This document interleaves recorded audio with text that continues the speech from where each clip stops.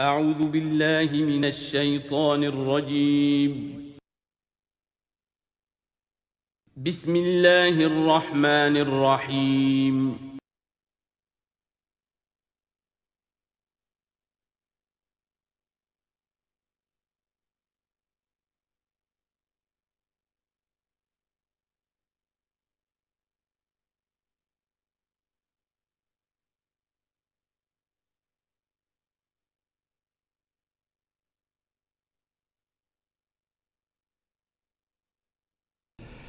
اعوذ باللہ من الشیطان الرجیم بسم اللہ الرحمن الرحیم وَاعْلَمُوا أَنَّمَا غَنِمْتُم مِّن شَيْءٍ فَأَنَّ لِلَّهِ خُمُسَهُ وَلِلرَّسُولِ وَلِذِي الْقُرْبَى وَالْيَتَامَى وَالْمَسَاكِينِ وَابْنِ السَّبِيلِ إِن كُنتُمْ آمَنتُم بِاللَّهِ وَمَا أَنزَلْنَا عَلَىٰ عَبْدِنَا يَوْمَ الْفُرْقَانِ يَوْمَ الْتَقَى الْجَمْعَانِ وَاللَّهُ عَلَىٰ كُلِّ شَيْءٍ قَدِيرٌ صدق اللہ العظیم۔ اب یہاں وہ مال غنیمت کا حکم بیان ہو رہا ہے۔ وَاعْلَمُوا جان لو انما غنمتم من شیء جو بھی غنیمت تمہیں حاصل ہوئی ہے، فَأَنَّ لِلَّهِ خُمُسَهُ تو اس کا خمس پانچواں حصہ تو اللہ کے لیے ہے، وَلِلرَّسُولِ اور رسول کے لیے ہے، وَلِذِي الْقُرْبَى اور رسول کے قرابت داروں کے لیے ہے۔ یہ بات سمجھ لیجئے یہاں اچھی طرح کہ در حقیقت حضور صلی اللہ علیہ وسلم کا جو معاش کا معاملہ تھا، جب تک آپ مکے میں تھے حضرت خدیجہ الکبریٰ رضی اللہ تعالی عنہ کی دولت جو ہے اس سے آپ کا کام چل رہا تھا، جو بھی بچا کچا ان کا سرمایہ تھا۔ مدینے میں آ کر ظاہر بات ہے کہ اب آپ کے پاس اپنا کوئی ذریعہ معاش نہیں تھا، نہ آپ کوئی تجارت کرتے تھے، تو اب آپ کے اخراجات اور پھر یہ کہ آپ کے بھی قرابت دار ہیں، آپ کی ازواج مطہرات ہیں، ان کے اخراجات کہاں سے آئیں گے؟ تو مال غنیمت میں سے خمس جو ہے وہ اس کام کے لیے رکھ لیا گیا، گویا وہ بیت المال کا حصہ ہوگا، اور بیت المال ہی کفالت کرے گا حضور کی بھی اور حضور کے قرابت داروں کی بھی۔ اس کے علاوہ اس بیت المال میں یتامى والمساکین وابن السبیل، اس میں حصہ ہوگا یتیموں کے لیے بھی اور مساکین اور محتاجوں کے لیے بھی اور مسافروں کے لیے بھی۔ یہ گویا کہ پانچواں حصہ مال غنیمت کا تو ہو گیا، سرکار سمجھ لیجیے سرکاری ہو گیا، لیکن اس سرکار میں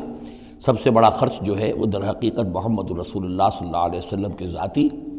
آپ کے اخراجات، آپ کے ازواج مطہرات کا نان نفقہ، آپ کے قرابت داروں کا ذوی القربیٰ، جس میں آپ کو بھی تو ظاہر بات ہے کہ کچھ نہ کچھ صلہ رحمی آپ فرماتے تھے، تو اس کے لیے، اور یہ کہ یتیموں اور مساکین کے لیے وابن السبیل۔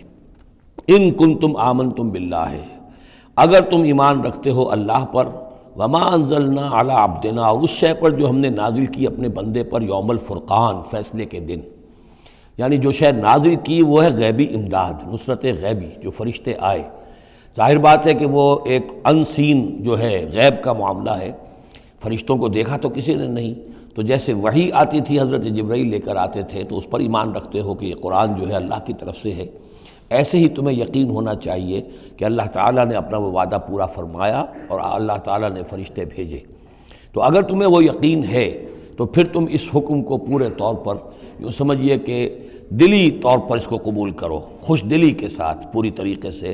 کہ خمس جو ہے وہ تو اللہ اور اس کے رسول کا، بیت المال کا۔ بقیہ کے بارے میں حضور نے فرما دیا کہ 4/5 جو ہے یہ اب تقسیم ہو جائے گا مجاہدین کے درمیان۔ اس میں اس سے کوئی بحث نہیں ہے کہ کس نے کتنا جمع کیا، سارا مال ایک جگہ جمع ہوگا اور پھر اس کے حصے لگیں گے، چاہے کوئی پہرے پر تھا، جنگ کی نوبت ہی نہیں آئی، چاہے یہ کہ کوئی باقاعدہ جنگ میں کسی نے حصہ لیا، چاہے کسی نے مال غنیمت جمع کیا، چاہے نہیں کیا، جو بھی جنگ میں ہے ان کو برابر کا حصہ ملے گا۔ اس میں یہ ہے کہ جو سواریوں والے تھے انہیں دوہرا، اور جو پیدل تھے انہیں اکیرا، اس لیے کہ سواریاں اگر کسی کا اونٹ ہے، کسی کا گھوڑا ہے، 2 گھوڑے بھی تھے، تو ظاہر بات ہے کہ اس کے چارے وغیرہ کا بندوبست وہ خود اپنے پاس سے کرتا تھا۔ کوئی سپلائی لائنز تو آج کل کی جس طرح فوجوں کی ہوتی ہیں وہاں موجود نہیں تھی، لہذا جو مجاہد تھا کہ جو سوار تھا گھوڑے پر یا اونٹ پر، جس کا اپنا گھوڑا تھا، اپنا اونٹ تھا، اس کو دوہرا حصہ، اور جو عام پیادہ جو مجاہد تھا اس کو اکیرا۔ وَاعْلَمُوا أَنَّمَا غَنِمْتُم مِّن شَيْءٍ فَأَنَّ لِلَّهِ خُمُسَهُ وَلِلرَّسُولِ وَلِذِي الْقُرْبَى وَالْيَتَامَى وَالْمَسَاكِينِ وَابْنِ السَّبِيلِ إِن كُنتُمْ آمَنتُم بِاللَّهِ وَمَا أَنزَلْنَا عَلَىٰ عَبْدِنَا يَوْمَ الْفُرْقَانِ يَوْمَ الْتَقَى الْجَمْعَانِ، اس فرقان والے دن، فیصلے کے دن، جس دن کی 2 فوجیں بھڑ گئی تھیں۔ واللہ علی کل شیء قدیر، اور اللہ تعالیٰ ہر چیز پر قادر ہے۔ اذ انتم بالعدوۃ الدنیا وہم بالعدوۃ القصویٰ، اصل میں یہ جو وادی ہے جس میں بدر واقع ہوا ہے، یہ ایک گھاٹی سی ہے جو دونوں کناروں کے اوپر تو بہت تنگ ہے لیکن درمیان میں بہت کھل کر میدان بن جاتا ہے۔ اس کا ایک سرا جو ہے وہ شمال کی طرف نکل جاتا ہے اور وہ جا رہا ہے شام کی طرف، ایک سرا جنوب کی طرف ہے اور وہ جاتا ہے مکے کی طرف، ایک مشرق کی طرف آتا ہے کہ جو مدینے کی طرف آ رہا ہے۔ اور اکثر و بیشتر جو پہلے حاجی جاتے تھے وہ اسی راستے پر تھے، یہی راستہ تھا۔ اب تو جو نیا طریق الہجرہ بڑی اعلیٰ سڑک بن گئی ہے تو لوگوں کو ان مقامات سے گزرنے کا موقع نہیں ملتا، ورنہ بدر سے ہو کر ہی راستہ گزرتا تھا۔ تو ایسا ہوا ہے کہ اللہ تعالیٰ کی طرف سے ایسی اسکیم بن گئی، تدبیر ایسی ہو گئی کہ عین بر وقت پہنچے۔ وہ جو مدینے والا سرا تھا جو قریب تھا مدینے کے اس وادی کا، اس پر حضور پہنچے، اور عین اسی وقت جو دور والا سرا تھا، وہ گھاٹی جہاں پہ ختم ہو رہی تھی جنوب کی طرف، وہاں وہ قریش بھی پہنچ گئے بر وقت۔ جب تم تھے ورلے کنارے پر اور وہ تھے پرلے کنارے پر، اذ انتم بالعدوۃ الدنیا، دنیا ادنا کا مؤنث ہے قریب تر، وہم بالعدوۃ القصویٰ، اور وہ تھے پرلے کنارے پر، والرکب اسفل منکم، اور وہ جو قافلہ تھا وہ تم سے نیچے تھا، نیچے ہو کر گزر گیا تھا، یعنی اس کے بعد پہاڑوں کی ایک رینج تھی اور اس کے بعد پھر تہامہ کا میدان تھا۔ تو ابو سفیان نے یہ کیا تھا کہ قافلے کو لے کر اس بدر کی گھاٹی میں داخل ہی نہیں ہوئے، ادھر سے تو وہ پیغام بھی بھیج دیا تاکہ فوج ادھر سے آئے، تاکہ مسلمانوں کی توجہ بھی ہو تو فوج کی طرف ہو جائے، اور اسی میں وہ داؤ لگا کر اپنے قافلے کو بچا کر نکال کر لے جائیں، اور وہ تہامہ میں ساحل کے ساتھ ساتھ ہو کر نکل بھی گئے۔ وَلَوْ تَوَاعَدْتُمْ لَاخْتَلَفْتُمْ فِي الْمِيعَادِ، اور اگر تم لوگوں نے آپس میں معاہدہ کیا ہوتا کہ فلاں وقت پر ہمیں پہنچنا ہے، ہو سکتا ہے کہ تم ایک ساتھ نہ پہنچ سکتے، اختلاف ہو جاتا، جیسے اپوائنٹمنٹ ہوتی ہے فلاں وقت پہ میں بھی پہنچوں گا آپ بھی پہنچ جائیں تو کچھ نہ کچھ آگے پیچھے ہو جاتا ہے۔ تو اگر تم طے کر کے بھی آتے تو اتنا نہ ہوتا جتنا کہ ہم نے اپنی مشیت اپنی تدبیر سے کر دیا کہ عین وقت پر تمہیں وہاں پہنچا دیا۔ اس کی وجہ کیا تھی؟ ہم چاہتے تھے کہ یہ ٹکراؤ ہو جائے اور یہ بات واضح ہو جائے کہ جان لیں اہل مکہ کہ اللہ تعالیٰ کی نصرت کس کے ساتھ ہے، اس کے عوام بھی سمجھ لیں۔ وَلَٰكِن لِيَقْضِيَ اللَّهُ أَمْرًا كَانَ مَفْعُولًا، لیکن یہ سب کچھ لیے ہوا تاکہ اللہ تعالیٰ طے کر دے وہ شے، فیصلہ کر دے کہ جو ہو کر رہنی ہے، كَانَ مَفْعُولًا لِيَهْلِكَ مَنْ هَلَكَ عَنْ بَيِّنَةٍ، تاکہ اب جسے ہلاک ہونا ہے وہ ہلاک ہو بات کے واضح ہو جانے کے بعد۔ اب بھی عوام کی اگر آنکھیں نہیں کھلتی تو پھر گویا کہ وہ پھر مورد الزام خود ہے۔ اب ان کے سرداروں نے جو کچھ ان کی مت ماری تھی، اب آ کر اس موقع کے بعد ان کی آنکھیں کھل جانی چاہیے۔ اب بھی اگر کوئی ہلاک ہوتا ہے تو بات کے واضح ہونے کے بعد ہلاک ہو۔ لِيَهْلِكَ مَنْ هَلَكَ عَنْ بَيِّنَةٍ وَيَحْيَىٰ مَنْ حَيَّ عَنْ بَيِّنَةٍ، اور جسے جینا ہے، جس کی زندگی ہے روحانی زندگی، اور جو سیدھے راستے پر آنا چاہتا ہے وہ بھی اس بینہ کی بنا پر وہ سیدھے راستے پر آ جائے اور حیات معنوی حاصل کر لے۔ وَإِنَّ اللَّهَ سَمِيعٌ عَلِيمٌ، اور یقیناً اللہ سب کچھ سننے والا اور جاننے والا ہے۔ اِذْ يُرِيكَهُمُ اللَّهُ فِي مَنَامِكَ قَلِيلًا، جبکہ اللہ تعالیٰ آپ کو دکھا رہا تھا اے نبی ان کو آپ کی نیند میں کم۔ حضور نے خواب میں دیکھا کہ کوئی بڑی طاقت نہیں ہے، بڑی تھوڑی سی جمعیت ہے قریش کی جو آئی ہے، حالانکہ 1000 کا لشکر تھا۔ وَلَوْ أَرَاكَهُمْ كَثِيرًا، اور اگر آپ کو دکھایا ہوتا کہ وہ بڑی بڑی تعداد میں آ رہے ہیں، لَفَشِلْتُمْ، اور آپ نے وہ بات بتائی ہوتی صحابہ کرام کو، اپنے ساتھیوں کو، تو اے مسلمانوں پھر تم کمزوری دکھاتے، تمہیں ڈھیلے پڑ جاتے۔ وَلَتَنَازَعْتُمْ فِي الْأَمْرِ، اور معاملے کے اندر پھر کوئی ایک اور تنازع کھڑا ہو جاتا کہ ہمیں یہاں جنگ کرنی بھی چاہیے کہ نہیں۔ وَلَٰكِنَّ اللَّهَ سَلَّمَ، لیکن اللہ تعالیٰ نے سلامتی پیدا فرما دی۔ إِنَّهُ عَلِيمٌ بِذَاتِ الصُّدُورِ، یقیناً وہ جو کچھ سینوں کے اندر ہے اس سے واقف ہے۔ اس کی توجیہ یہ کی ہے مفسرین نے کہ اگرچہ نبی کا خواب جھوٹا نہیں ہو سکتا، یہ نہیں تھا کہ حضور کو جو خواب دکھایا گیا وہ غلط تھا، اصل میں ان کی جو معنوی حقیقت تھی وہ دکھا دی گئی۔ ایک ہے کسی شے کے اندر جو کمیت ہے، کوانٹیٹیو ایلیمنٹ ہے اس کا، ایک ہے جو اس کی کیفیت ہے، جو اس کے اندر اصل حقیقت ہے۔ تو یہ بات جو ہے اچھی طرح سمجھ لینے کی ہے کہ مکے سے جو اصل نفری آئی تھی وہ تو ان عوام الناس کی تھی کہ جن کو بارے میں جن کو معلوم تھا کہ محمد ہمارے بہترین آدمی ہیں صلی اللہ علیہ وسلم، اور جو ان کے ساتھی ہیں وہ ہمارے گل سرسبد ہیں، ہمارے خاندان کے قریش کے بہترین لوگ ہیں، اور پھر یہ کہ انہوں نے کوئی جرم نہیں کیا ہے، کوئی ظلم نہیں کیا ہے، وہ صرف ایک خدا واحد کا کے ماننے والے اور جو ہے وہ نیکیوں کا حکم دینے والے ہیں۔ تو جو ان کے ہاں جو بھی جس کو ہم کہتے ہیں سائلنٹ میجورٹی عوام الناس، ان کے دل اپنے لیڈروں کے ساتھ نہیں تھے۔ آ تو گئے تھے، وہ ظاہر ان کا جبر تھا، ان کا فیصلہ تھا، لیڈروں کا حکم تھا، آ گئے تھے، لیکن مارے باندھے کو آئے ہوئے تھے۔ ان کے دلوں کے اندر وہ بات نہیں تھی کہ جو کسی ایسے لشکر میں ہوتی ہے کہ جو سمجھتا ہے اپنے آپ کو برحق، ہم حق کے لیے لڑ رہے ہیں، تو اس کے اندر جو طاقت ہوتی ہے اس لڑنے والے کے اندر، وہ اس شخص میں نہیں ہوتی کہ جو مارے باندھے کو لے آیا گیا ہو اور خود اسے اپنے دل میں یہ یقین نہ ہو کہ میں حق کے لیے لڑ رہا ہوں۔ اس اعتبار سے معنوی طور پر جو ان کی کیفیت تھی اس کے اعتبار سے وہ واقعتاً کم تھے، تو حضور کو خواب میں اللہ تعالیٰ نے ان کی اصل حقیقت دکھائی۔ وَإِذْ يُرِيكُمُوهُمْ إِذْ الْتَقَيْتُمْ فِي أَعْيُنِكُمْ قَلِيلًا وَيُقَلِّلُكُمْ فِي أَعْيُنِهِمْ۔ مزید برآں اللہ نے یہ کیا کہ جب دونوں لشکر ٹکرائے ہیں تو ایسی کیفیت پیدا کر دی کہ مسلمانوں کو بھی وہ تھوڑے لگ رہے تھے کہ کوئی زیادہ لوگ نہیں ہیں، اور انہیں بھی مسلمان تھوڑے نظر آ رہے تھے۔ یعنی یہ کہ ہر صورت اللہ نے ایسی بنا دی تھی کہ جنگ ہو اور ڈٹ کر ہو، تاکہ یہ صورتحال جو ہے یوم الفرقان ہونا اس کا بالکل واضح ہو جائے۔ اگر کسی وجہ سے وہ کنی کترا جاتا معاملہ اور جنگ نہ ہوتی، مقابلہ نہ ہوتا، تو جس طریقے سے کہ اللہ اس کو فیصلہ کن دن بنا دینا چاہتا تھا، یوم الفرقان، فیصلے کا دن، وہ صورتحال پیدا نہ ہوتی۔ لِيَقْضِيَ اللَّهُ أَمْرًا كَانَ مَفْعُولًا، تاکہ اللہ پورا کر دے اس معاملے کو کہ جو ہونے والا ہی تھا۔ وَإِلَى اللَّهِ تُرْجَعُ الْأُمُورُ، اور تمام معاملات بالآخر تو اللہ ہی کی طرف لوٹا دیے جائیں گے۔ یا ایھا الذین آمنوا اذا لقیتم فئۃ فاثبتوا، اے اہل ایمان جب بھی اب تمہارا، اب چونکہ دور شروع ہو گیا ہے، اب تمہاری جد و جہد جو ہے وہ آخری مرحلے میں داخل ہو چکی ہے، مسلح تصادم کا آغاز ہو چکا ہے، اور یہ تو ابھی پہلی جنگ ہے، ابھی جنگیں اور آنی ہیں، اگلے ہی سال غزوہ احد ہو گیا۔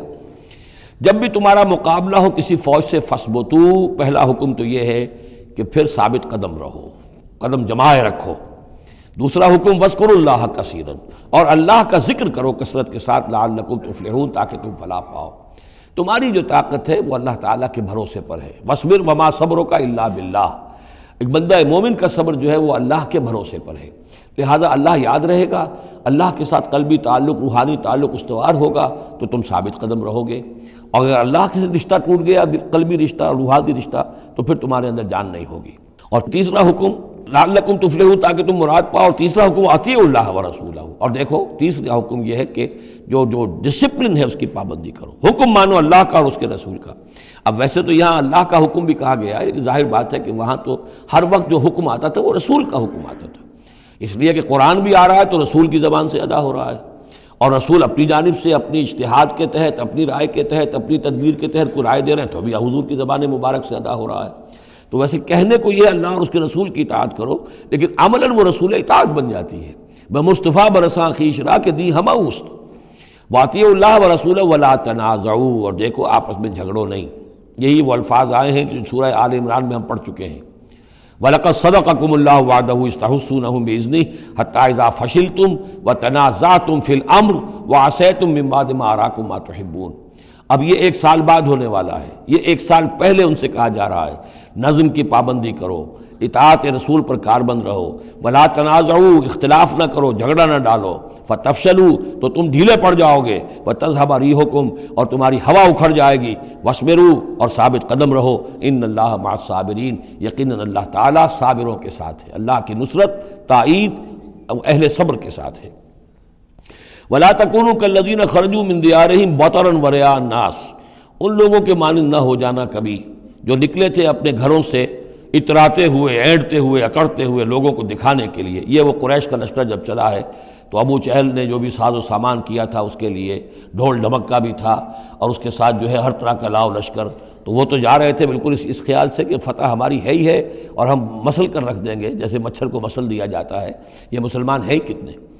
وہ جو ہے خوب اپنے شان و شوکت کا مظاہرہ کرتے ہوئے جا رہے تھے۔ وَيَصُدُّونَ عَن سَبِيلِ اللَّهِ، اور حقیقت کیا تھی کہ اللہ کے راستے سے روک رہے تھے۔ وَاللَّهُ بِمَا يَعْمَلُونَ مُحِيطٌ، اور جو کچھ وہ کر رہے تھے اللہ اس کا احاطہ کیے ہوئے تھا، اللہ کے قابو سے باہر جانے والی ان کی کوئی تدبیر نہیں تھی۔ وَإِذْ زَيَّنَ لَهُمُ الشَّيْطَانُ أَعْمَالَهُمْ، اور جب کہ شیطان نے ان کے لیے ان کے اعمال کو مزین کر دیا تھا۔ وَقَالَ لَا غَالِبَ لَكُمُ الْيَوْمَ، اور اس نے ان کے کان میں یہ پھونک ماری تھی، یہ وسوسہ ڈالا تھا، آج تم پر کوئی غالب نہیں آ سکتا۔ مکے سے نکلی ہو نفری اور 1000 کی، یہ تو گویا کہ بڑی انہونی سی بات تھی، عرب کے اندر اس طرح کے مواقع بہت کم آتے تھے۔ لا غالب لکم اليوم من الناس، کوئی انسانوں میں سے تم پر غالب نہیں آ سکتا۔ وإنی جار لکم، اور میں بھی تمہارے ساتھ ہی ہوں۔ فلما تراءت الفئتان، اور جب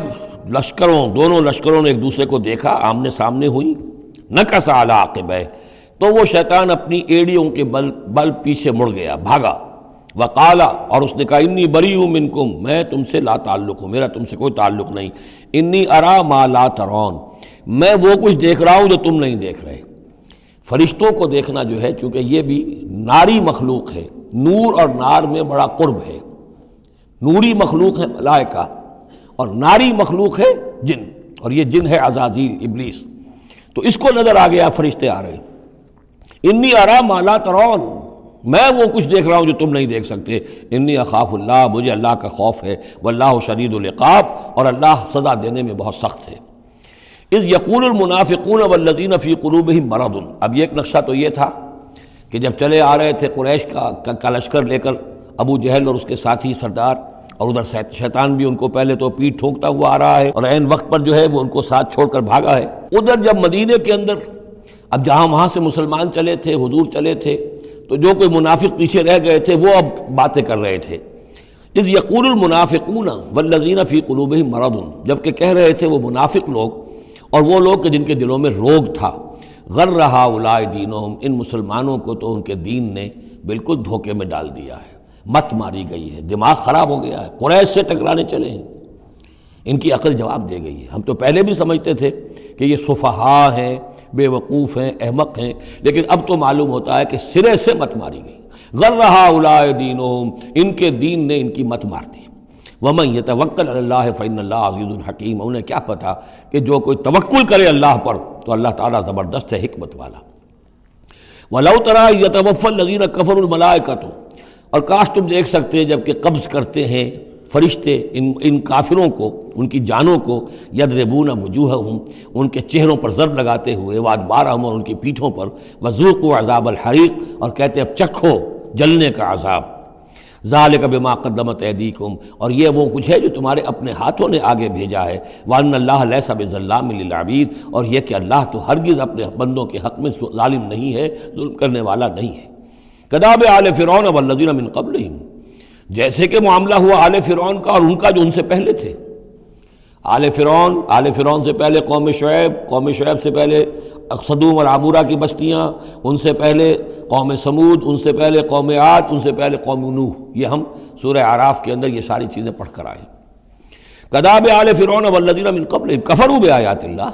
انہوں نے بھی اللہ کی آیات کا کفر کیا، فأخذہم اللہ بذنوبہم، تو اللہ نے پکڑ لیا انہیں ان کے گناہوں کی پاداش میں۔ ان اللہ قوی شدید العقاب، یقیناً اللہ تعالیٰ قوی ہے، قوت والا ہے، زور آور ہے، اور سزا دینے میں سخت ہے۔ ذالک بان اللہ لم یکن مغیرا نعمۃ انعمها علی قوم حتی یغیروا ما بانفسہم، یہ اس لیے ہے کہ اللہ تعالیٰ کا یہ طریقہ نہیں ہے کہ کوئی نعمت جو اس نے کسی قوم کو دی ہو اس میں تغیر کر دے جب تک کہ وہ قوم اپنے اندر کی کیفیت کو متغیر نہ کر دے۔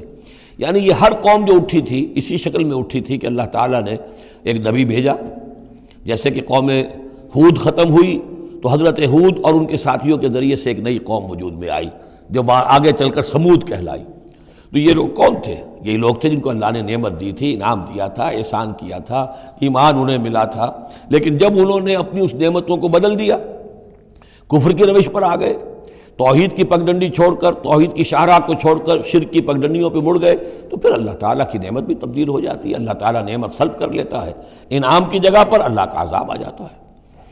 ذالک بان اللہ لم یکن مغیرا نعمۃ انعمها علی قوم حتی یغیروا ما بانفسہم، یہی ہے جو مضمون آگے بھی آئے گا سورہ رعد میں بھی، اور اس کو پھر یہ کہ اردو میں بھی ایک شعر میں لوگوں نے پیش کیا ہے کہ خدا نے آج تک اس قوم کی حالت نہیں بدلی، نہ ہو جس کو خیال آپ اپنی حالت کے بدلنے کا۔ قوموں کے اپنے اندر کے حالات بدلتے ہیں تو پھر تقدیر بدلتی ہے، صرف خواہش سے، وشفل تھنکنگ سے، امانی سے کوئی بات نہیں ہوا کرتی۔ اور قوم ظاہر بات ہے کہ افراد پر مشتمل ہوتی ہے، پہلے کچھ افراد بدلیں گے، ان کے اندر قلب ماہیت ہوگی، ان کا باطن بدلے گا، ان کی سوچ، ان کے نظریات، ان کے خیالات، ان کے مقاصد، ان کی دلچسپیاں، ان کی امنگیں تبدیل ہو جائیں گی۔ یہ اندر کے بدلے ہوئے لوگ جو ہیں جب کثیر تعداد میں ہوں گے تو پھر یہ مل جل کر زور لگائیں گے، طاقت لگائیں گے، معاشرے کو بدل دیں گے، اور پھر یہ اس طریقے سے کہ انقلاب آئے گا۔ کیوں بجاں در رفت جہاں دیگر شود، جہاں چو دیگر شد جہاں دیگر شود، جب یہ قرآن کسی کے اندر اتر جاتا ہے اس کے اندر ایک تبدیلی آ جاتی ہے، بالکل بدل جاتا ہے انسان اندرونی طور پر، اور یہ اندرونی تبدیلی ہے جو عالمی انقلاب تک ممتد ہو سکتی ہے۔ وَأَنَّ اللَّهَ سَمِيعٌ عَلِيمٌ، اللہ سب کچھ سننے والا جاننے والا ہے۔ کذاب آل فرعون، جیسے کہ دستور تھا یا ہوا معاملہ آل فرعون کا، والذین من قبلہم، اور جو ان سے پہلے تھے، کذبوا بآیات ربہم، انہوں نے اپنے رب کی آیات کو جھٹلایا، فأہلکناہم بذنوبہم، تو ہم نے ان کو ہلاک کر دیا ان کے گناہوں کی پاداش میں، وأغرقنا آل فرعون، اور آل فرعون کو ہم نے غرق کر دیا، وَكُلٌّ كَانُوا ظَالِمِينَ، اور یہ سب کے سب ظالم تھے۔ ان شر الدواب عند اللہ الذین کفروا فہم لا یؤمنون، بدترین چوپائے اللہ کے نزدیک یہی لوگ ہیں اللہ کے نزدیک جو کفر کرتے ہیں اور وہ ایمان نہیں لاتے۔ یعنی وہی جو آیت ہم پڑھ چکے سورہ اعراف میں کہ یہ لوگ انسان نظر آتے ہیں، حقیقت میں انسان نہیں ہیں۔ لہم قلوب لا یفقہون بہا ولہم اعین لا یبصرون بہا ولہم آذان لا یسمعون بہا اولئک کالانعام بل ہم اضل، وہ چوپایوں کے مانند ہیں بلکہ ان سے بھی گئے گزرے۔ اس لیے شر الدواب کہا گیا، تمام جانداروں میں اور جمان چوپایوں میں، جانوروں میں سب سے برے لوگ جو ہیں وہ یہ انسان نما حیوان ہیں کہ جن کے اندر عقل نہیں، جن کے اندر شعور نہیں، جو ایمان سے خالی ہیں اور کفر پر اور صرف دنیا کی لذتوں پر ریجھ گئے۔ الذین عاہدت منہم ثم ینقضون عہدہم فی کل مرۃ وہم لا یتقون، وہ لوگ کہ جن سے آپ نے اے نبی معاہدہ کیا تھا پھر وہ ہر مرتبہ اپنا عہد توڑتے ہیں اور اس کا کوئی ڈر نہیں رکھتے۔ اب یہ اشارہ ہو رہا ہے یہود کی طرف، کیونکہ حضور جب مدینے میں تشریف لائے تو میں نے آپ کو شروع میں بتا دیا تھا کہ آپ نے بہت بڑا یہ سمجھیے کہ اس کو Montgomery what, professor Montgomery what نے جس قدر تعریف کی ہے اس کی، اور سارے جتنے بھی الفاظ ہو سکتے تھے انگریزی زبان میں، اسٹیٹسمین شپ کہ حضور کا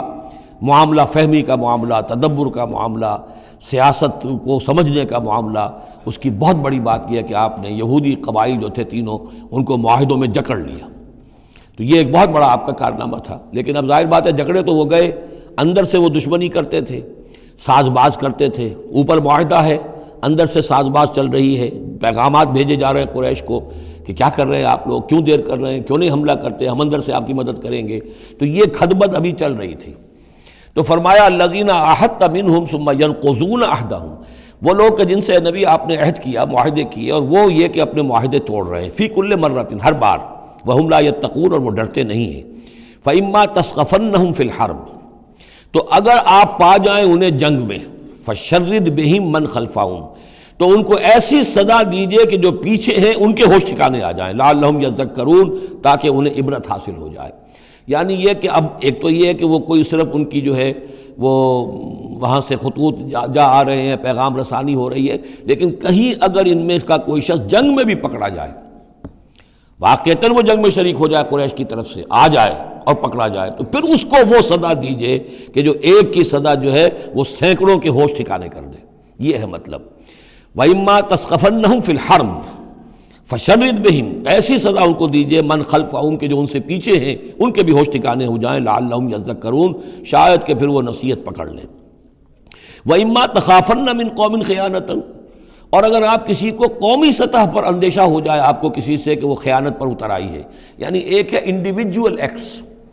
بنو قریظہ کا کوئی شخص ہے جو کام کر رہا ہے، بنو قریظہ کا سردار کہے گا صاحب مجھے کیا معلوم، یہ ایک شخص کا انڈیویجول معاملہ ہے، اس نے کوئی خط لکھ دیا ہوگا قریش کو یا کوئی سلسلہ جرمانی کیا ہوگا، لیکن یہ ہمارا اجتماعی معاملہ نہیں ہے، ہم معاہدے کے پابند ہیں۔ بنو قینقاع کا کوئی شخص ہے اس نے کر دیا، تو اس کے لیے تو پہلا حکم آ گیا، وہ کہیں اگر مل جائے، جنگ میں مل جائے، کیونکہ ویسے تو اسے ہاتھ نہیں لگا سکتے، معاہدہ ہے ان کے ساتھ، تو معاہدہ ہے، اس کو کیا سزا دیں گے، لیکن یہ کہ جنگ میں کہیں آ جائے، اتنی جرأت کر جائے تو پھر اس کو وہ سخت سزا دیجیے گا کہ جو پیچھے بیٹھے ہوئے ہیں، جو ڈورے ہلا رہے ہیں، تارے ہلا رہے ہیں، ان کو بھی ہوش ٹھکانے آ جائے۔ لیکن یہ کہ اگر آپ کو اندیشہ ہو جائے کہ کوئی قبیلہ جو ہے وہ خلاف ورزی کرنے پر اتر آیا ہے، خیانت کرنے پر اتر آیا ہے، وَإِمَّا تَخَافَنَّ مِنْ قَوْمٍ خِيَانَةً، کسی کی طرف سے خیانت کا آپ کو اندیشہ ہی ہو جائے، فَانبِذْ إِلَيْهِمْ عَلَىٰ سَوَاءٍ، تو پھر پھینک دیجئے ان کی طرف کھلم کھلا، یعنی پھر معاہدے کو ایبروگیٹ کیجئے، کہہ دیجئے کہ آج سے ہمارا کوئی معاہدہ نہیں۔ یہ نہیں ہے کہ معاہدہ بھی قائم رہے اور آپ ان کے خلاف اقدام بھی کر دیں، یہ صحیح نہیں، اس لیے کہ یہ مقام جو ہے اخلاقی اعتبار سے بھی غلط ہے، اور خاص طور پر آپ کا مقام، مقام نبوت، اس کے اعتبار سے کسی درجے میں بھی نہیں ہے کہ کسی قوم کے ساتھ معاہدہ بھی ہے، آپ کو اندیشہ ہے کہ وہ خیانت کر رہے ہیں، تو آپ کھلم کھلا اعلان کر دیجئے کہ آج سے میرا اور تمہارا کوئی معاہدہ نہیں، پھر اقدام کیجئے۔ لیکن یہ کہ بغیر اس اعلان کے کوئی اقدام کرنا ان کے خلاف، یہ در حقیقت اللہ تعالیٰ جو اخلاق چاہتا ہے اہل ایمان کے، اس کے منافی ہے۔ وَإِمَّا تَخَافَنَّ مِن قَوْمٍ خِيَانَةً فَانبِذْ إِلَيْهِمْ عَلَىٰ سَوَاءٍ۔ اصل میں یہی وہ بات تھی جس کے حوالے سے مولانا مودودی مرحوم نے 1948 میں یہ جو جہاد کشمیر اس وقت ہو رہا تھا اس کے بارے میں رائے ظاہر کی تھی کہ ہندوستان کے ساتھ ہمارے سفارتی تعلقات ہیں، بھارت کے ساتھ ہمارا سارا معاملہ معاہدات کے اوپر چل رہا ہے، پھر اگر یہ کہ معاملہ جو ہے دوسری طرف ہم یہ شکل کر رہے ہیں کہ وہاں پر جنگ کا معاملہ کر رہے ہیں تو یہ غلط ہے، شریعت کی روح سے، قرآن کی روح سے غلط ہے۔ ہمیں کھلم کھلا اعلان کرنا چاہیے، جو بھی ہو اللہ تعالیٰ پر بھروسہ رکھنا چاہیے، کھل کر سامنے آنا چاہیے۔ یہ یا کہ میز کے اوپر تو معاہدہ ہے، ہاتھ مل رہے ہیں اور میز کے نیچے سے ٹانگیں گھسیٹی جا رہی ہیں، یہ دنیا داروں کا دھندا تو ٹھیک ہے، لیکن اسلام کی روح سے ایک اسلام کے نام پر بننے والی مملکت کی حکومت کا یہ طرز عمل درست نہیں ہے۔ یہ تھا وہ معاملہ جو سن 48 میں مولانا مودودی نے یہ رائے ظاہر کی تھی، اور اس پر پھر کافی ان کے خلاف جو ہیں عوامی جذبات جو ہیں وہ بہت جو ہے اس وقت بہت بلند ہو گئے تھے، مشتعل ہو گئے تھے، اس لیے کہ عوام کی اپنی سوچ ہوتی ہے۔ وَإِمَّا تَخَافَنَّ مِن قَوْمٍ خِيَانَةً فَانبِذْ إِلَيْهِمْ عَلَىٰ سَوَاءٍ، معاہدہ ان کے منہ پر دے مارو، ان اللہ لا يحب الخائنین، یقیناً اللہ تعالیٰ کو خیانت کرنے والے پسند نہیں ہے۔ وَلَا يَحْسَبَنَّ الَّذِينَ كَفَرُوا سَبَقُوا، اور نہ سمجھے وہ لوگ جنہوں نے کفر کیا ہے کہ وہ بچ نکلے ہیں، یعنی یہ کہ اب اگر کچھ لوگ بچ کے بھی تو چلے گئے نا، آخر 1000 کی نفری آئی تھی، انہم لا یعجزون، یہ جو بچ کر چلے گئے وہ یہ نہ سمجھے کہ وہ اللہ کو عاجز کر دیں گے، وہ عاجز نہیں کر سکیں گے۔ وَأَعِدُّوا لَهُم مَّا اسْتَطَعْتُمْ، اور اے مسلمانوں اب جب یہ نیا دور شروع ہو ہی گیا ہے تمہاری اس دعوت و تحریک کا، تو اب پوری طریقے سے اپنے امکان بھر سامان حرب تیار کرو۔ اعدوا لہم، اعداد تیاری کرنا، اسلحہ تیار کرو، سامان جنگ تیار کرو، گھوڑے تیار رکھو، رسالہ تمہارا ہونا چاہیے، جو بھی تمہارے لیے ممکن ہے۔ یہ توکل کا مطلب یہ نہیں ہے کہ تم ہاتھ پر ہاتھ دھر کر بیٹھ رہو اللہ تمہاری مدد کرے گا۔ اعدوا لہم ما استطعتم،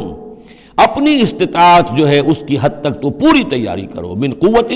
طاقت سے بھی، ومن رباط الخیل، اور پلے ہوئے گھوڑوں کے ذریعے سے بھی، اس لیے کہ اس زمانے میں جنگ کے لیے سب سے زیادہ جو مؤثر شے تھی آپ کو معلوم ہے وہ گھوڑا، تیز رفتار ہے، اونٹ جو ہے تیز دوڑ نہیں سکتا ہے۔ اور اسی حوالے سے آج سمجھ لیجئے ہمارے لیے بہت اہم مسئلہ ہے یہ، اللہ تعالیٰ نے شاید عالم اسلام میں پورے میں پتہ نہیں 50 60 70 کتنے ملک دنیا میں ہیں مسلمان کہلاتے ہیں، ایک ملک ہے صرف جسے ایٹمک صلاحیت دی ہے، اور یہ امانت پوری امت مسلمہ کی ہے، مسلمانان پاکستان کے پاس،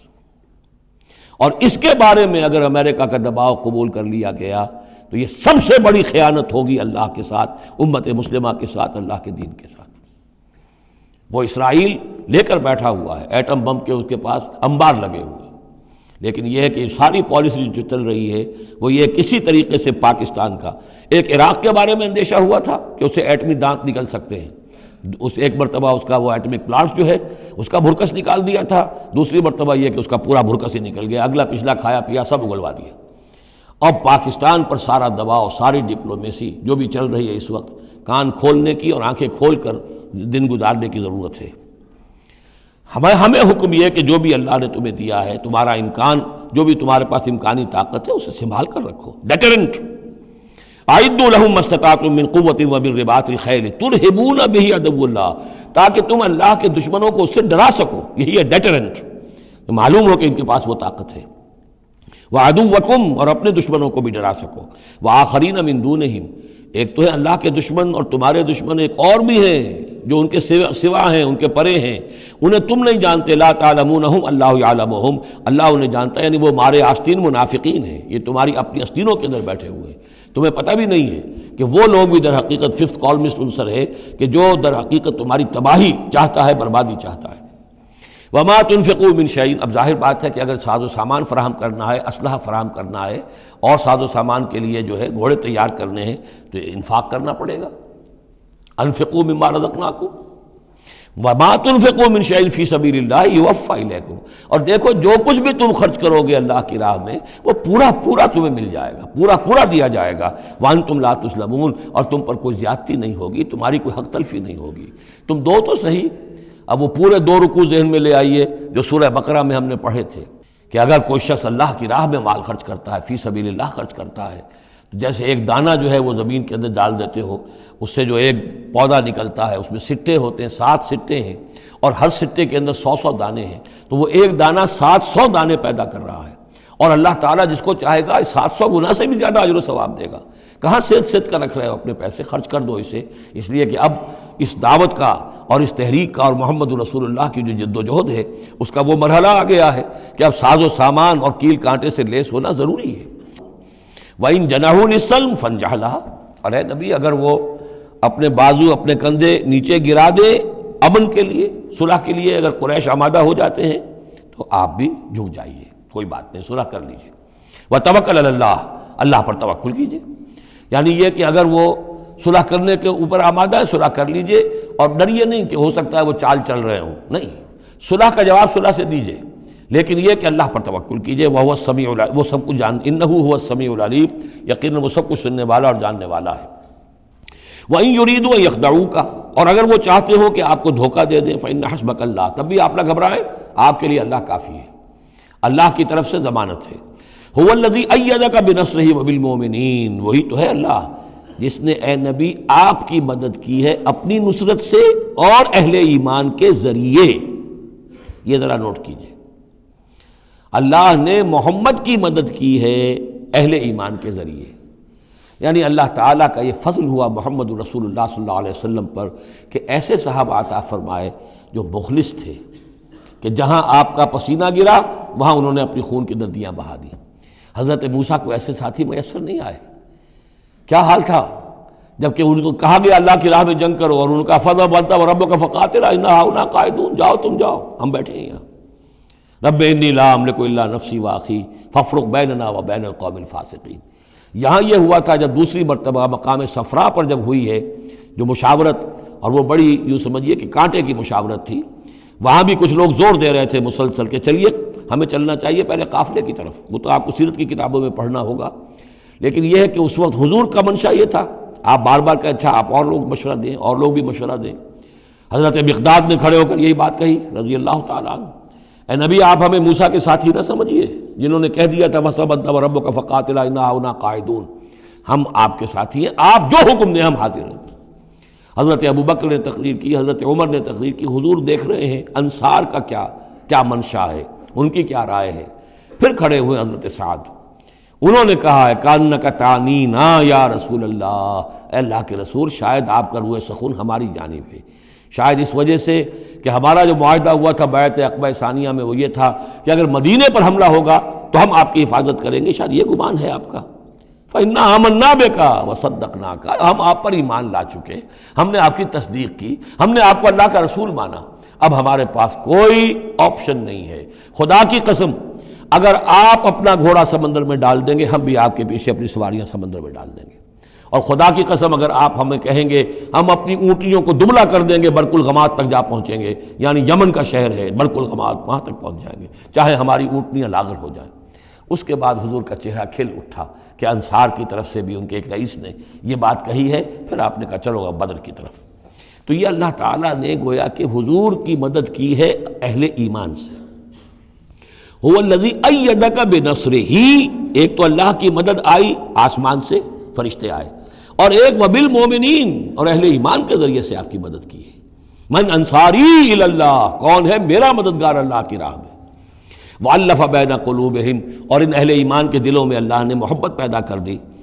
لَوْ أَنفَقْتَ مَا فِي الْأَرْضِ جَمِيعًا مَا أَلَّفْتَ بَيْنَ قُلُوبِهِمْ، ارے نبی اگر آپ دولت کے ذریعے سے محبت پیدا کرتے کہ لوگوں کو زیادہ سے زیادہ ان کے دل کی نرمی کے لیے، تالیف قلب کے لیے جو ہے پیسے دیے جائیں، اگر زمین کی ساری دولت بھی آپ خرچ کر دیتے تو ان میں یہ تالیف، یہ الفت پیدا نہیں ہو سکتی تھی۔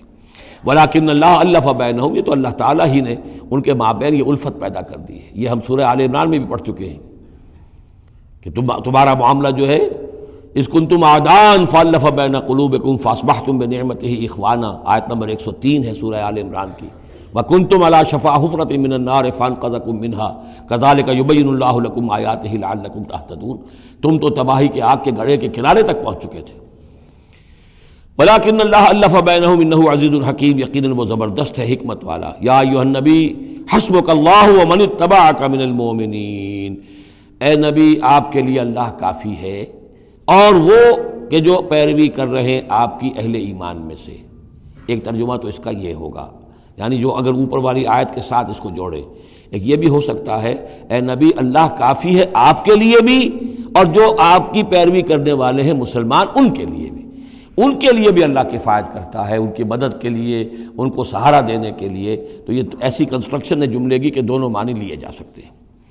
یا ایھا النبی حرض المؤمنین علی القتال، اب یہ تحریض کا لفظ پھر آ گیا جو سورہ نساء میں ہم پڑھ چکے ہیں، وحرض المؤمنین علی القتال۔ اے نبی شوق دلائیے، ترغیب دلائیے، ابھاریے، ایمان کے جذبات کو ذرا اپیل کیجئے اہل ایمان کے کہ وہ قتال پر آمادہ ہوں۔ یہ میں آپ کو بتا چکا ہوں کہ اعلان عام اس طریقے کا کہ فرض ہے جنگ میں نکلنا ہر مسلمان کے لیے، یہ صرف تبوک میں ہوا سن 9 میں جا کر۔ پورے 9 برس تک قتال فی سبیل اللہ کے لیے تحریض تھی، ترغیب تھی، اور یہ تحریض گاڑی ہو کر تحریض بن گئی، بس لازم نہیں تھا۔ اسی لیے ہم سورہ نساء میں پڑھ چکے ہیں کہ اس کے باوجود جو اس ترغیب کی وجہ سے آگے بڑھے قتال کے لیے نکلے ان کے اونچے درجات ہیں، لیکن یہ کہ جن لوگوں کو چونکہ فرض عین نہیں کیا گیا تھا لہذا اگر کوئی نہیں نکلے تو ان کے اوپر کوئی مواخذہ نہیں۔ لیکن یہ کہ غزوہ تبوک میں نفیر عام تھی کہ ہر صاحب ایمان کا نکلنا ضروری ہے۔ حرض المؤمنین علی القتال ان یکن منکم 20 صابرون، اگر تم میں سے 20 ہوں گے صبر کرنے والے، یغلبوا 200 تو وہ 200 پر غالب آ جائیں گے۔ وَإِن یکن منکم 100، اور اگر ہوں گے تم میں سے 100، یغلبوا 1000، وہ غالب آ جائیں گے 1000 پر، من الذین کفروا، کافروں میں سے، بأنہم قوم لا یفقہون، اس لیے کہ وہ سمجھ نہیں رکھتے۔ سمجھ سے مراد کیا ہے؟ انہیں اپنے موقف کی حقانیت کا یقین نہیں ہے۔ ایک شخص ہے جو جانتا میں حق پر ہوں، میں حق کے لیے لڑ رہا ہوں،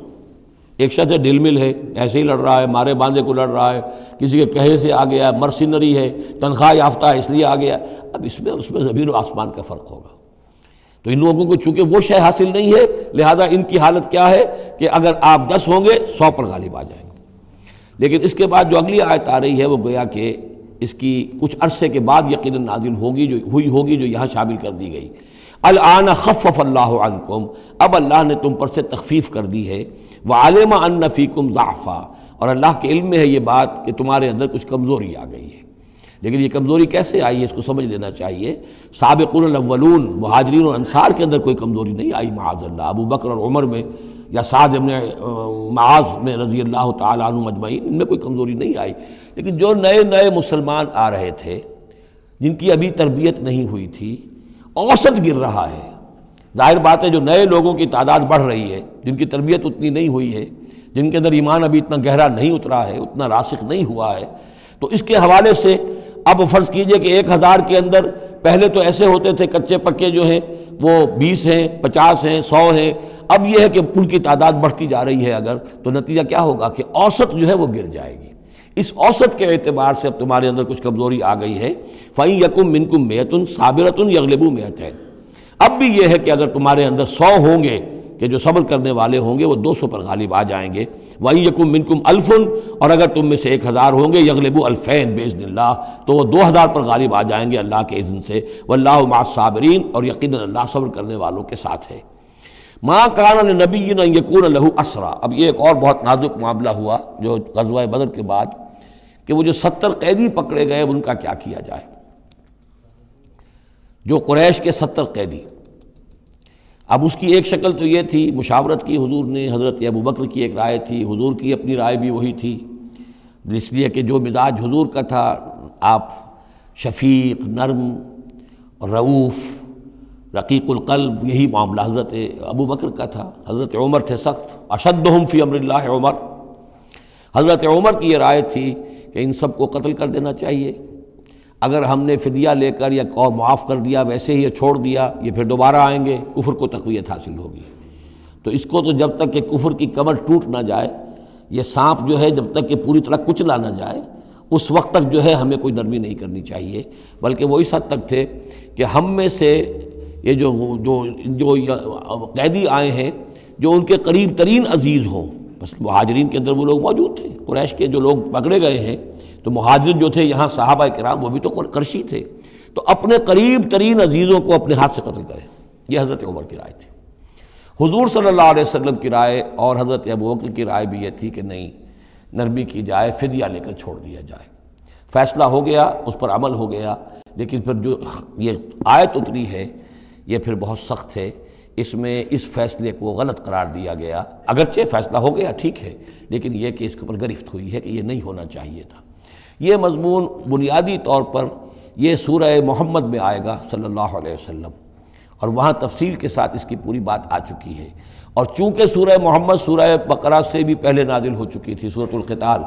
اس حوالے سے یہ بات جو ہے بہت اہم ہے کہ اس میں یہ قاعدہ قانون آ چکا تھا۔ اس کے باوجود اس بات کا ہو جانا یہ گویا کہ ایک طرح سے ایک کوتاہی ہوئی ہے، وقتی طور پر نظر انداز ہو گیا اللہ تعالیٰ کا مستقل حکم۔ ما کان لنبی ان یکون لہ اسریٰ،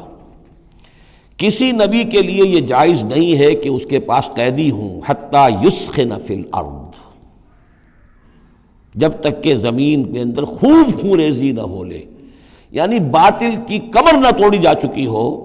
اس وقت تک قیدی رکھنا۔ قیدی رکھنے کا مطلب تو ہے کہ وہ زندہ رہیں گے، آج نہیں تو کل انہیں چھوڑنا پڑے گا، آپ چھوڑیں گے ان کو، وہ پھر کفر کی تقویت کا باعث بنیں گے۔ تریدون عرض الدنیا، تم دنیا کا ساز و سامان چاہتے ہو، یعنی فدیہ ملے گا، مال ملے گا۔ اب یہ ظاہر بات ہے کہ نہ حضور کی یہ نیت ہو سکتی تھی معاذ اللہ، اور نہ حضرت ابوبکر کی، لیکن اللہ تعالیٰ کا معاملہ ہے، جب وہ اپنے نبیوں کے اوپر بھی کبھی گرفت کرتا ہے تو بظاہر الفاظ بڑے سخت ہوتے ہیں، بظاہر بڑے سخت ہوتے ہیں، تو اس کے اندر وہ سختی موجود ہے۔ ظاہر بات ہے کہ یہ بات نہ حضور کے لیے نہ حضرت ابوبکر کے لیے۔ تریدون عرض الدنیا، تم دنیا کا سامان چاہتے ہو، واللہ یرید الآخرہ، اللہ کے پیش نظر آخرت ہے۔ سورہ محمد کی آیت نمبر 4 میں یہ پورا قانون آئے گا، ہم وہاں پڑھ لیں گے۔ واللہ عزیز حکیم، اور اللہ تعالی عزیز اور حکیم ہے۔ لولا کتاب من اللہ سبقہ، اگر نہ ہوتی بات اللہ کی طرف سے جو پہلے سے آ چکی تھی، یعنی سورہ محمد کی آیت نمبر 4، اس میں ایک امکان نکلتا تھا اس کی تعبیر کا، اگرچہ تعبیر کے اندر میرے نزدیک غلطی ہوئی ہے، لیکن پھر بھی ایک اس کے اندر امکان موجود تھا جس کو کہ استعمال کیا ہے محمد الرسول اللہ صلی اللہ علیہ وسلم سے۔ لولا کتاب من اللہ سبقہ، اگر یہ اللہ تعالیٰ کی طرف سے بات پہلے سے طے نہ ہو چکی ہوتی، لمسکم فیما اخذتم عذاب عظیم، تو جو کچھ تم نے یہ فدیہ وغیرہ لیا ہے اس پر تم پر بڑا سخت عذاب آتا۔ قانون ہم سورہ محمد میں پڑھیں گے کہ وہ کیا تھا، اور اس کی انٹرپریٹیشن کے اندر یہاں حضور نے کس جگہ سے گنجائش نکالی۔ دیکھیے ہوتا یہ ہے کہ آپ کا رجحان نرمی کا ہے تو آپ ایک ہی بات کے اندر سے نرم پہلو نکال لیں گے، جیسے کہ میں نے عرض کیا تھا کہ جو لوگ کے سنتے ہیں الذین یستمعون القول فیتبعون احسن، وہ لوگ کہ جو کسی بات کو سن کر پھر پیروی کرتے ہیں اس میں سے بہترین کی، جو بھی اس میں اعلیٰ ترین درجہ ہے اس تک پہنچنے کی کوشش کرتے ہیں۔ لیکن طبیعت کے اندر جب نرمی تھی تو اس نرمی کی وجہ سے حضور نے اس کے اندر ایک اپنے لیے گنجائش نکال لی، لیکن چونکہ اس آیت کے اندر وہ گنجائش واقعتاً موجود ہے، لہذا فرمایا اگر وہ نہ ہوا ہوتا، لولا کتاب من اللہ سبقہ، اگر وہ آیت پہلے نازل نہ ہو چکی ہوتی، لمسکم فیما اخذتم عذاب عظیم، تو تم پر جو بھی تم نے لیا ہے یہ فدیہ وغیرہ، اس پر تم پر بڑی سخت پکڑ ہوتی اور عذاب آتا۔ روایات میں آتا ہے کہ حضور بھی اور حضرت ابوبکر بھی دونوں پھر اس آیت کے نزول کے بعد روتے رہے ہیں کہ ہم سے یہ خطا ہوئی ہے۔ بہرحال خطا اجتہادی ہے، کوئی غلط اس طرح کی نہیں ہے کہ کسی صریح حکم کی خلاف ورزی کی گئی ہو، وہ یہ ہے کہ جو بھی اس میں رعایت رکھی گئی تھی اس کو آپ نے اپنے اجتہاد سے اس کے اندر سے جو بھی نرمی کا پہلو تھا وہ نکال دیا۔ فَكُلُوا مِمَّا غَنِمْتُمْ حَلَالًا طَيِّبًا، تو اب کھاؤ جو تمہیں ملا ہے غنیمت۔ غنیمت میں وہ بھی ہے جو عین جنگ کے موقع پر مال غنیمت ملا، اور جو فدیہ اب مل رہا ہے وہ بھی غنیمت ہے۔ حلالاً طیبہ، کھاؤ، اس میں کوئی اب تمہیں ہچکچاہٹ نہ ہو، حلال اور طیب ستھرا۔ واتقوا اللہ، اللہ کا تقوی اختیار کرو، ان اللہ غفور الرحیم، یقیناً اللہ تعالیٰ بخشنے والا رحم فرمانے والا ہے۔ یا ایھا النبی قل لمن فی ایدیکم من الاسریٰ، اے نبی کہہ دیجئے ان لوگوں سے جو آپ کے قبضے میں ہیں قیدی۔ اب قیدیوں میں جان لیجئے حضرت عباس ابن عبد المطلب بھی تھے رضی اللہ عنہ، جو حضور کے چچا تھے۔ گمان غالب یہ ہے کہ وہ ایمان تو لا چکے تھے، اپنے ایمان کا اعلان نہیں کیا تھا، لہذا جنگ میں کفار کے ساتھ ہو کر آئے تھے، وہ بھی گرفتار تھے۔ اور بھی کچھ لوگ تھے کہ جن کے بارے میں حضور جانتے تھے کہ یہ لوگ جو ہے اپنی دلی خواہش سے نہیں آئے ہیں، بلکہ یہ کہ اپنے سرداروں کے دباؤ کی وجہ سے آئے ہیں، لیکن قانون تو قانون ہے۔ تو اس طریقے کا معاملہ جب ہوا ہے، اور پھر حضور کے اپنے اقدامات، وہ قیدی ہیں ابو العاص، ان کی بڑی صاحبزادی زینب رضی اللہ تعالی عنہا نے پھر ان کے لیے اپنا وہ ہار بھیجا ہے جو حضرت خدیجہ نے انہیں شادی کے موقع پر دیا تھا۔ تو یہ ایسی کیفیات ہیں، ہم جب پڑھتے ہیں ان چیزوں کے تو ہمارے لیے تو ایک تعلق جو ہے وہ ایک ماضی کی تاریخ کے قصوں کی ہے۔ وہاں تو یہ خونی رشتے بھی تھے، تعلقات بھی تھے، ایک ہی خاندان ہے، ایک ہی قبیلہ ہے، اسی کے لوگ آئے ہوئے ہیں۔ تو اب حضور کے دل میں جو ہے اس وقت سنا یہ ہے کہ جب رات کے وقت کراہ رہے تھے حضرت عباس، انہیں باندھا ہوا تھا، سخت ظاہر بات ہے قیدیوں کو جکڑا ہوا ہے رسیوں کے اندر، تو ان کے جو کچھ اتنا بند تھے کہ سخت تھے، وہ جو بند تھے جن میں بندھے ہوئے تھے کہ کراہ رہے تھے، تو حضور نے کہا تمام قیدیوں کے بند ڈھیلے کر دو۔ یہ نہیں کہا کہ صرف عباس کا بند ڈھیلا کر دو، بلکہ آپ نے ان کی کراہنے کی آواز سن کر پھر آپ نے فرمایا سب کے بند ڈھیلے کرو، اتنا سخت ان کو نہ باندھو۔ تو اس طرح کا معاملہ جو ہے اس کو ذہن میں رکھیے۔ یا ایھا النبی قل لمن فی ایدیکم من الاسریٰ، کہہ دیجئے ان سے جو آپ کے ہاتھ میں اب قیدی ہیں، ان یعلم اللہ فی قلوبکم خیرا، دیکھو اگر جو کچھ تمہارے دلوں میں ہے اللہ کے علم میں ہے کہ وہ خیر ہے، یؤتکم خیرا مما اخذ منکم، تو جو کچھ تم سے اس وقت لیا گیا ہے اس سے بہتر اللہ تمہیں دے دے گا۔ یعنی یہ کہ نیت کا معاملہ تمہارا اور اللہ کے مابین ہے، ہمارا معاملہ قانون کا ہے۔ تم آئے کفار کے ساتھ جنگ کرتے ہوئے آئے ہو، پکڑے گئے ہو، اب ان میں کوئی ڈسکریمنیشن نہیں ہو سکتی۔ کوئی شخص کہے کہ نہیں صاحب میں تو مجبوراً آیا تھا، اور میں تو کسی کے کہنے میں آیا تھا، اور میں تو حقیقت میں تو اسلام لا چکا تھا، یہ بات جو ہے اب نہیں چلے گی۔ لہذا یہ ضرور ہے کہ اگر تمہارے دل میں کوئی خیر ہے، کوئی بھلائی ہے، اور اس وقت یہ کہ تم سمجھتے ہو کہ تم اس صورتحال میں مجبوراً پھنس گئے ہو اور تمہیں فدیہ ادا کرنا پڑ رہا ہے، تو اللہ تعالیٰ تمہیں اس سے کہیں زیادہ دے دے گا کہ جو آج تمہیں فدیے میں دینا پڑ رہا ہے۔ ظاہر بات ہے کہ وہاں بیویوں کو خبریں پہنچی، انہوں نے اپنے زیور بھیجے ہیں، حضرت زینب رضی اللہ تعالی عنہا نے بھی اپنا زیور بھیجا، ہار بھیجا ہے، اور حضور کے آنکھوں میں آنسو آ گئے جب آپ نے وہ ہار دیکھا، حضرت خدیجہ کا ہار رضی اللہ تعالی عنہ۔ وہ پوری زندگی جو آپ کی گزری تھی حضرت خدیجہ کے ساتھ، وہ ساری آنکھوں میں نگاہوں کے سامنے آ گئی، جو ان کی وفاداری تھی اور جو انہوں نے خدمت کی تھی، وفا شعاری کی تھی۔ تو اس کے بعد مسلمانوں سے کہا کہ یہ ماں کی یادگار تھی بیٹی کے پاس، اگر آپ لوگ اجازت دیں تو یہ اس کو واپس کر دیا جائے، تو اس کو پھر لوگوں کی اجازت سے وہ ہار واپس کیا گیا۔ تو یہ سارے جو جذباتی معاملات تھے ان کو اچھے سے سمجھیے کہ ہم پڑھتے ہوئے ان چیزوں کو سمجھتے ہیں کہ جیسے ایک بس تاریخ کا ایک واقعہ ہے، اس کے ساتھ جو احساسات، جذبات، جو اس کے ساتھ اور فوری جو اس وقت کی کیفیات تھی، اس کا ہمارے لیے اکثر و بیشتر تو ممکن ہی نہیں کہ تصور کر سکیں۔ یا ایھا النبی قل لمن فی ایدیکم من الاسریٰ، اے نبی کہہ دیجئے ان لوگوں سے جو آپ لوگوں کے قبضے میں ہیں اس وقت ان قیدیوں میں سے، ان یعلم اللہ فی قلوبکم خیرا، اگر اللہ کے علم میں ہے کہ تمہارے دل میں خیر ہے، یؤتکم خیرا مما اخذ منکم، تو جو کچھ تم سے لیا گیا ہے اللہ اس سے بہتر تمہیں دے دے گا، ویغفر لکم، اور تمہیں بخش دے گا، واللہ غفور الرحیم، اور اللہ غفور الرحیم ہے۔ وَإِن یریدوا خیانتک،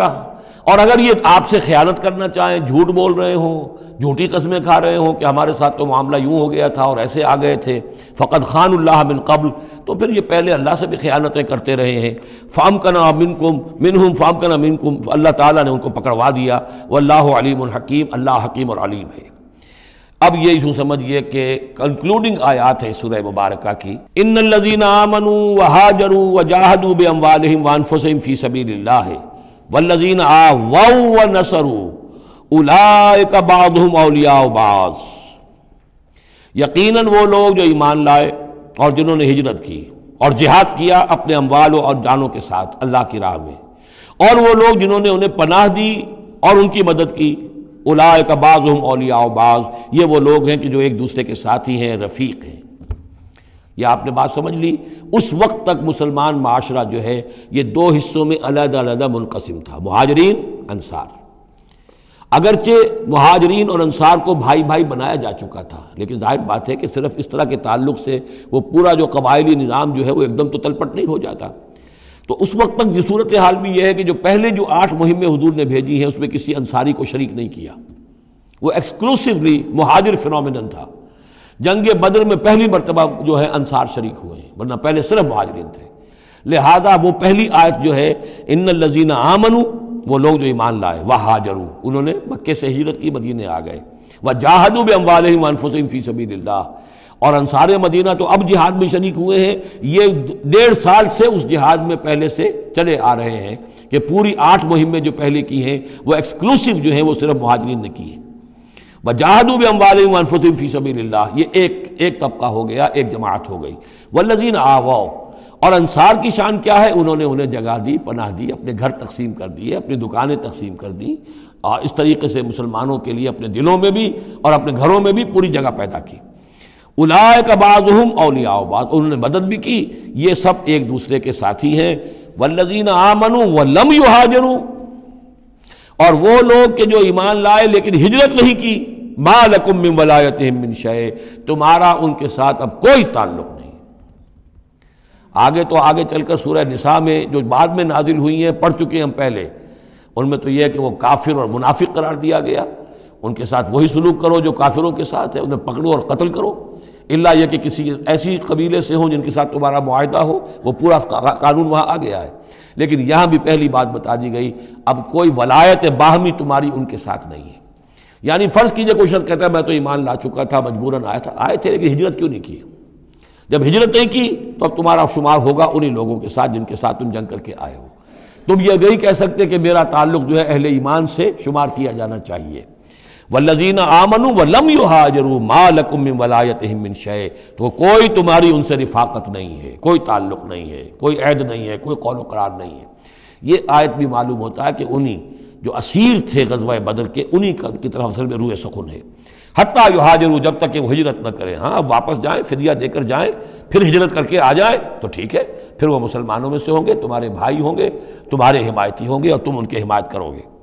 وَإِنِ اسْتَنصَرُوكُمْ فِي الدِّينِ، اور وہ لوگ کہ جو ایمان تو لائے لیکن ہجرت نہیں کی، اپنے اپنے قبیلوں میں رہے یا مکے میں رہے، اگر وہ تم سے مدد مانگے دین میں،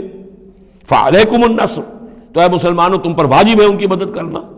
إِلَّا عَلَىٰ قَوْمٍ بَيْنَكُمْ وَبَيْنَهُمْ مِيثَاقٌ، سوائے اس کے کہ وہ کسی ایسی قوم سے تعلق رکھتے ہوں کہ جن کے اور تمہارے درمیان کوئی معاہدہ ہے۔ اگر کوئی قبیلہ ہے کہ جس کے ساتھ حضور نے معاہدہ کیا ہوا ہے صلح کا، اور وہاں کوئی مسلمان ہے اور وہ ہجرت تو کر نہیں رہا، وہاں سے وہ مدد کی درخواست کرتا ہے کہ میری مدد کی جائے، تو اس کے خلاف اس کی مدد نہیں کی جائے گی، اس لیے کہ قوم کے ساتھ معاہدہ ہے۔ واللہ بما تعملون بصیر، اور جو کچھ تم کر رہے ہو اللہ اسے دیکھ رہا ہے۔ والذین کفروا بعضهم اولیاء بعض، اور وہ لوگ جنہوں نے کفر کیا وہ ایک دوسرے کے ساتھی ہیں، ایک دوسرے کے حمایتی ہیں، ایک دوسرے کے پشت پناہ ہیں۔ عرب قبائلی معاشرے کے اندر یہ جو ولایت کا معاملہ ہوتا تھا، اس میں پھر یہ ذمہ داریاں بھی آتی تھیں۔ کسی کے اوپر تاوان پڑ گیا ہے تو جو اس کے ولی ہیں، جو اس کے حلیف ہیں، ان کو بھی تاوان میں سے حصہ پہ دینا پڑتا تھا۔ کوئی قیدی ہو گیا ہے، اسے کوئی فدیہ دینا ہے، تو جو اس کے حلیف ہیں، جب اس کے گھر والے بھی وہ فدیے کے لیے رقم جمع کریں گے تو وہ حلیف بھی اس کے اندر اپنا حصہ ڈالیں گے۔ تو یہ تو معاشرے کے اندر جو قبائلی معاشرہ ہوتا ہے یہ چیزیں ہوتی ہیں۔ تو یہاں فرما دیا گیا جو کافر ہیں وہ ایک دوسرے کے حلیف ہیں، جو اہل ایمان ہیں وہ ایک دوسرے کے حلیف ہیں، لیکن اہل ایمان میں سے جو ہجرت نہیں کرتے وہ اہل ایمان کے حلیف نہیں ہیں، بلکہ وہ تو انہی کافروں کے ساتھ شمار ہوگا ان کا جن کے ہاں وہ رہ رہے ہیں۔ البتہ یہ کہ اگر وہ مدد طلب کریں تمہیں مدد کرنی ہوگی، بشرطے کہ ان کے قبیلے سے تمہارا کوئی معاہدہ نہ ہو۔ الا تفعلوہ، اگر تم ان چیزوں کی پابندی نہ کرو، ایک مسلمان ہے وہاں سے اس نے خط لکھ دیا ہے کہ مجھے یہاں ستایا جا رہا ہے، حالانکہ اس قبیلے سے آپ کا معاہدہ اور آپ چڑھ دوڑے اس قبیلے کے اوپر، تو یہ معاملہ نہیں چلے گا دنیا کے اندر۔ ہر چیز کا ایک قاعدہ ہے، قانون ہے، اسے وہاں سے ہجرت کرنی چاہیے، یا ہجرت نہیں کر رہا ہے تو تکلیف جھیلنی چاہیے، برداشت کرنی چاہیے۔ مسلمان مدد نہیں کر سکتے چونکہ اس کے قبیلے سے مسلمانوں کا معاہدہ ہے۔ الا تفعلوہ، اگر یہ قواعد و ضوابط پیش نظر نہیں رکھو گے، ان کی پابندی نہیں کرو گے، تکن فتنۃ، تو پھر تو یہ ہے کہ فساد برپا ہو جائے گا، فتنہ پھیلے گا، فی الارض و فساد کبیر، اور بہت بڑی جو ہے بدامنی ہو جائے گی۔ اب وہ آیت آگے جس کا میں نے ذکر کیا تھا، والذین آمنوا وہاجروا وجاہدوا فی سبیل اللہ والذین آووا ونصروا اولئک هم المؤمنون حقا۔ اب ان دو طبقات کو جمع کر دیا گیا، والذین آمنوا وہاجروا وجاہدوا فی سبیل اللہ والذین آووا ونصروا، ویسے یہ کہ وہ لوگ جو ایمان لائے اور جنہوں نے ہجرت کی اور جنہوں نے جہاد کیا اللہ کی راہ میں، یعنی یہ مہاجرین، والذین آووا، اور وہ انصار مدینہ جنہوں نے انہیں پناہ دی، انہیں جگہ دی، انہیں اکوموڈیٹ کیا، والذین آووا ونصروا، اور نصرت کی، اولئک هم المؤمنون حقا لهم مغفرۃ ورزق کریم، ان کے لیے مغفرت ہے اور رزق کریم ہے۔ تو مومن حقیقی کی تعریف یہاں پر جو آئی ہے دو حصوں میں بٹ کر، وہ میں چاہتا ہوں کہ پھر اچھی طریقے سے آپ سمجھ لیں، انتہائی اہم بات ہے یہ۔ ایک مسلمان کے لیے بنی الاسلام علی خمس، 5 چیزیں ہیں، کلمہ شہادت، نماز، روزہ، حج، زکوٰۃ۔ لیکن حقیقی مومن ہونے کے لیے دو چیزیں اور بڑھیں گی، صرف شہادت نہیں، یقین قلبی اور نماز روزہ حج زکوٰۃ کے ساتھ جہاد فی سبیل اللہ۔ گویا کہ 7 چیزیں ہوں گی، 7 شرطیں پوری ہوں گی تو ایک شخص بندہ مومن کہلائے گا۔ یہ تعریف ہے کہ جو سورہ الحجرات کی آیت نمبر 14-15 میں آئی، وہاں پہلے فرمایا قالت الاعراب آمنا قل لم تؤمنوا ولکن قولوا اسلمنا ولما يدخل الايمان في قلوبكم۔ یہ بدو کہہ رہے ہیں ہم ایمان لے آئے، اے نبی ان سے کہہ دیجئے تم ایمان نہیں لائے ہو، بلکہ یوں کہو کہ ہم مسلمان ہو گئے، ہم نے اطاعت قبول کر لی ہے، ابھی تک ایمان تمہارے دلوں میں داخل نہیں ہوا۔ اب اگلی آیت میں پھر اسی سیاق کے اندر اگلی آیت میں مومن کون ہے؟ انما المؤمنون الذين آمنوا بالله ورسوله ثم لم يرتابوا۔ مومن تو وہ ہیں جو ایمان لائیں اللہ پر، اس کے رسول پر، پھر شک نہ باقی رہے، یقین بن جائے۔ اور دوسرے وجاہدوا باموالہم وانفسہم فی سبیل اللہ، اور وہ جہاد کریں اللہ کی راہ میں اپنی جانوں اور مالوں کے ساتھ۔ اولئک ھم الصادقون، صرف وہ سچے ہیں۔ اس کو میں نے پرکار سے تشبیہ دی تھی۔ اب اگر وہ دل میں یقین ہے تو اس کی کیا کیفیات پیدا ہو جائیں گی؟ دلی یقین کی کیفیات وہ شروع میں آ گئی ہیں۔ انما المؤمنون الذین اذا ذکر اللہ وجلت قلوبہم، اہل ایمان تو وہ ہیں حقیقت میں کہ جب اللہ کی یاد کرتے ہیں، اللہ کا ذکر ہوتا ہے، ان کے دل لرز اٹھتے ہیں۔ وَإِذَا تُلِيَتْ عَلَيْهِمْ آيَاتُهُ زَادَتْهُمْ ایمانا، جب ان کو اللہ کی آیات پڑھ کر سنائی جاتی ہیں ان کے ایمان میں اضافہ ہوتا ہے۔ وَعَلَىٰ رَبِّهِمْ يَتَوَكَّلُونَ، ان کا توکل، ان کا بھروسہ کل کا کل اللہ کی ذات پر ہے۔ الذین یقیمون الصلاۃ ومما رزقناہم ينفقون، اور وہ لوگ جو نماز قائم کرتے ہیں اور انفاق کرتے ہیں اللہ کی راہ میں اس میں سے جو ہم نے دیا۔ اولئک ھم المؤمنون حقا، یہ ہے سچے مومن، پکے مومن۔ لیکن یہ مومن کی شخصیت کی تصویر کا ایک رخ ہے۔ بدقسمتی سے ہمارے ہاں یہ 2 رخ علیحدہ ہو گئے۔ معاملہ یہ ہے کہ یہ ہے ایک ورق، اس ورق کا ایک صفحہ یہ ہے، ایک صفحہ یہ ہے، یہ انسیپریبل ہے، صفحات کو جدا نہیں کر سکتے آپ۔ ورق ایک ہے، اس کا ایک رخ یہ ہے صفحہ، ایک رخ یہ ہے صفحہ۔ مومن کی شخصیت کا ایک صفحہ، اس کی تصویر کا ایک رخ یہ ہے، دل میں یقین ہے، اللہ کی یاد کرتا ہے، دل لرزتا ہے، آیات قرآنی پڑھتا ہے یا سنتا ہے، دل میں ایمان بڑھتا ہے، ہر معاملے میں توکل، اس کا بھروسہ اللہ کی ذات پر ہے، نماز قائم کیے ہوئے ہے، زکوٰۃ ادا کرتا ہے، اللہ کی راہ میں خرچ کرتا ہے۔ یہ شخصیت کا ایک رخ ہو گیا، اولئک ھم المؤمنون حقا۔ لیکن یہ ایک رخ ہے، اور دوسرا رخ کیا ہے؟ والذین آمنوا وہاجروا وجاہدوا فی سبیل اللہ والذین آووا ونصروا اولئک ھم المؤمنون حقا۔ اور وہ لوگ جو ایمان لائے، جنہوں نے ہجرت کی، جنہوں نے جہاد کیا اللہ کی راہ میں، اور وہ لوگ جنہوں نے انہیں جگہ دی، پناہ دی اور ان کی مدد کی، یہ ہے مومن سچے۔ تو تصویر کے ان دونوں رخوں کو جوڑیے، یہ ہے اصل میں جو آج کی ضرورت ہے۔ صحابہ کرام کی شخصیتوں میں یہ دونوں رخ تھے۔ جیسے زوال آیا ہمارے ہاں، اڑائے کچھ ورق لالے نے، کچھ نرگس نے، کچھ گل نے، چمن میں ہر طرف بکھری ہوئی ہے داستاں میری، دین کے حصے بکھرے ہو گئے، کوئی حلقے ذکر کے ہیں تو ان کو جہاد وغیرہ سے کوئی غرض نہیں، کوئی جہادی تحریکیں ہیں تو ان کے اندر جو ہے وہ دوسری کیفیات نہیں۔ اس طرح کے معاملات جو ہے تقسیم ہو چکے ہیں۔ جب تک کہ یہ مکمل شخصیتیں وجود میں نہیں آئیں گی، یہ ظاہر بات ہے صحابہ کی کمیت کے اعتبار سے تو وہاں تک نہیں پہنچ سکتے، لیکن ان کا عکس تو ہو، اس طرح کی کیفیت متوازن طریقے پر۔ اگر 25% ادھر ہے 25% ادھر بھی ہو، 10% ادھر ہے 10% ادھر بھی ہو، لیکن ایک ہی طرف 70% ہو جائے، دوسری طرف 0 ہو، وہ معاملہ گڑبڑ ہے۔ یہ دونوں جو رخ ہے شخصیت کے، ان کو جمع کرنے کی ضرورت ہے۔ اولئک ھم المؤمنون حقا لہم مغفرۃ ورزق کریم، ان کے لیے مغفرت ہے اور رزق کریم ہے۔ اللہم ربنا اجعلنا منہم، اللہم ربنا اجعلنا منہم والذین آمنوا من بعد وہاجروا وجاہدوا، اور جو لوگ بعد میں ایمان لائے یا لائیں گے اور ہجرت کریں، جہاد کریں، وجاہدوا معکم، تمہارے ساتھ ہو کر جہاد کریں، فاولئک منکم، تو اے مسلمانوں وہ تم ہی میں سے ہیں، تمہاری جماعت، تمہاری امت حزب اللہ کے حصے ہوں گے۔ وَأُولُو الْأَرْحَامِ بَعْضُهُمْ أَوْلَىٰ بِبَعْضٍ فِي کتاب اللہ، البتہ اللہ کا جو قانون ہے، جو شریعت ہے، مثلا جو وراثت کا معاملہ ہے، اس کا تعلق جو اولو الارحام کے ساتھ ہے۔ یہ جو بھائی چارہ تھا اس کے بنا پر وراثت نہیں ہے، وراثت ہوگی وہی جو رحمی رشتے ہیں جن کے بنا پر کہ وراثت کا قانون بنا دیا گیا۔ اولو الارحام بعضهم اولیٰ ببعض فی کتاب اللہ، اللہ کی شریعت کے ضابطے کے قانون میں بہرحال جو رحمی رشتے ہیں وہ یقیناً مقدم ہیں۔ ان اللہ بکل شیء علیم، یقیناً اللہ تعالیٰ ہر چیز کا علم رکھتا ہے۔ بارک اللہ لی ولکم فی القرآن العظیم ونفعنی وإیاکم بالآیات والذکر الحکیم۔